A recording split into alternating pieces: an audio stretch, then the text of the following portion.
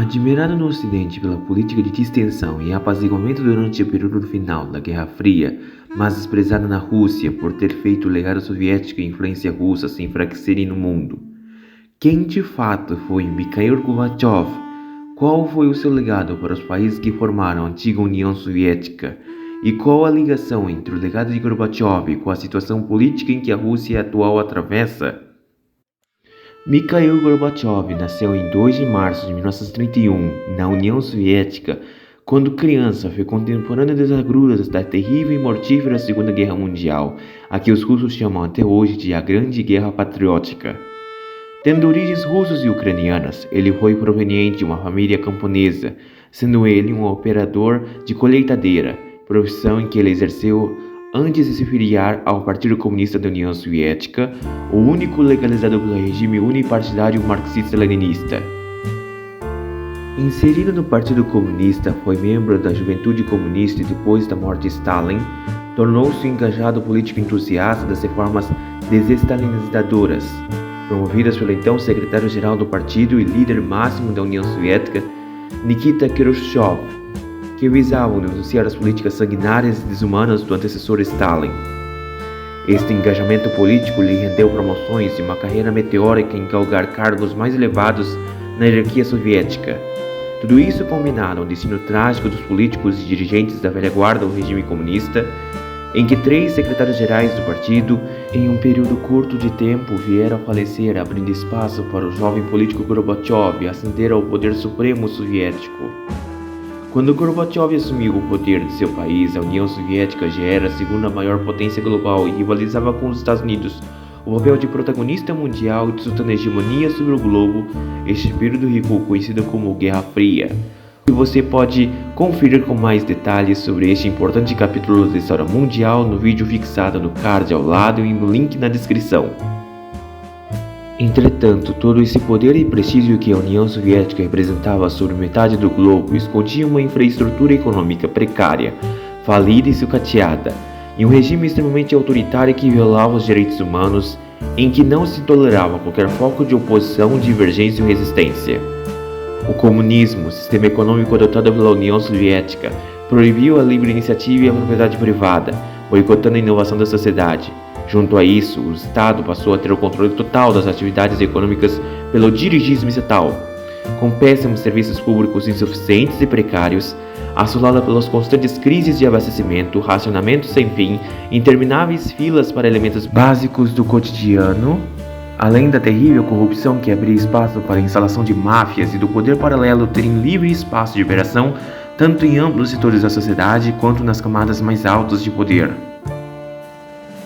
Gorbachev teve que lidar com essas terríveis questões e o estado de paralisia e estagnação em que a União Soviética se encontrava. Além disso, já estava em curso a Guerra Soviética-Afegã de 1979, que duraria uma década, gastando preciosos recursos do Estado Soviético.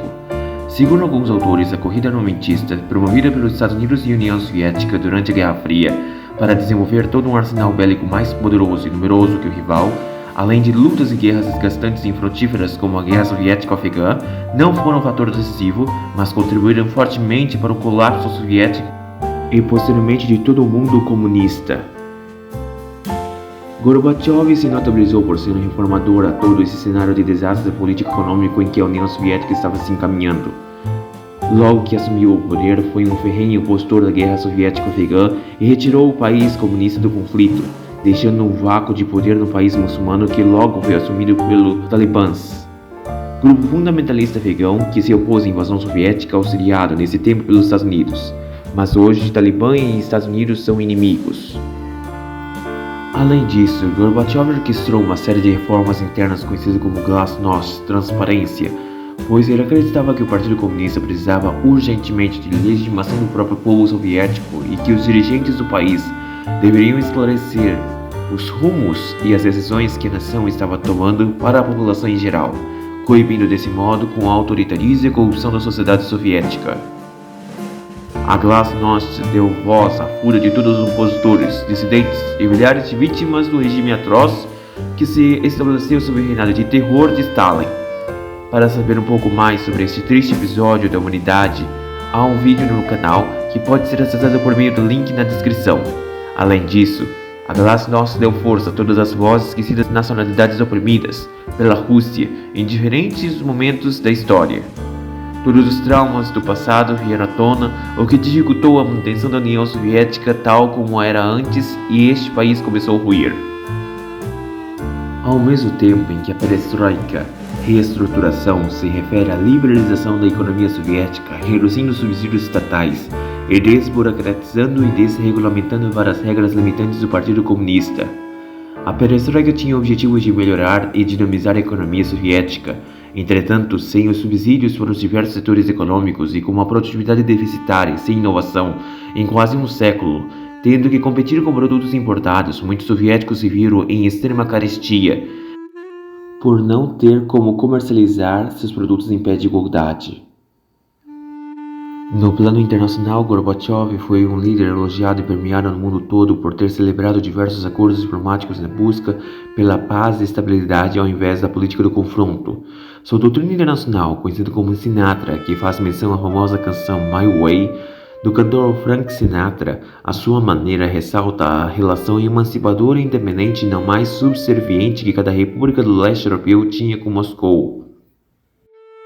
O fim da Guerra Soviética Afegã, a não intervenção nos países comunistas satélites soviéticos, que abriu espaço para a queda do Muro de Berlim e a posterior reunificação alemã, com o consequente colapso da Cortina de Ferro, são todos os episódios da doutrina Sinatra, exercido por Gorbachev.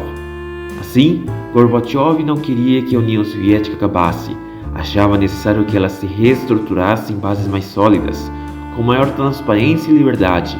Por isso, propôs em referendo a criação da União das Repúblicas Soberanas Soviéticas, em substituição da arcaica União Soviética, mantendo a União em novas bases e estruturas. Entretanto, a linha dura do Partido Comunista não quis inovações e queria o retorno ao velho autoritarismo, por isso decidiu dar um golpe de Estado que precipitou o fim da União Soviética. Os presidentes da Rússia, Ucrânia e Belarus foram fortemente contra o golpe de Estado e não mais aderiram às ideias autoritárias do Partido Comunista e nem ao regime reformador de Gorbachev, e desse modo celebraram o Tratado de Dissolução da União Soviética, pondo fim à potência comunista. As políticas de reformas administrativas e econômicas propostas por Gorbachev visavam o combate à corrupção sistêmica, o fortalecimento das instituições e a melhora e eficiência econômica da União Soviética como um todo. Entretanto, o próprio sistema econômico e político comunista ineficiente, perdulário e obsoleto fizeram com que as estruturas do país ruíssem mais rápido do que o previsto, não deixando espaço para qualquer tipo de reforma ou remediação dos graves problemas internos. Hoje, depois de mais de 30 anos, Gorbachev era um político moderado que contribuiu muito para as reformas e modernizações que a Rússia precisava para enfrentar o século XXI, as quais, sem tais políticas de liberalização, a economia russa estaria mais atrasada e obsoleta do que se encontra atualmente.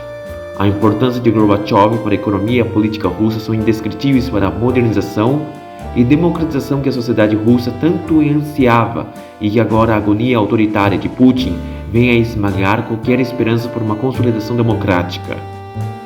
A guerra contra a Ucrânia perpetrada por Putin é a propaganda ideológica do regime autoritário e opressor contra as liberdades individuais e os direitos humanos em que Gorbachev quis assegurar na Rússia e foi impedido. Se você gostou desse vídeo, curta e compartilhe para aumentar nosso engajamento, para que assim tenhamos mais vídeos de qualidade como este. Além disso, se inscreva, não custa nada e você nos auxilia no nosso crescimento.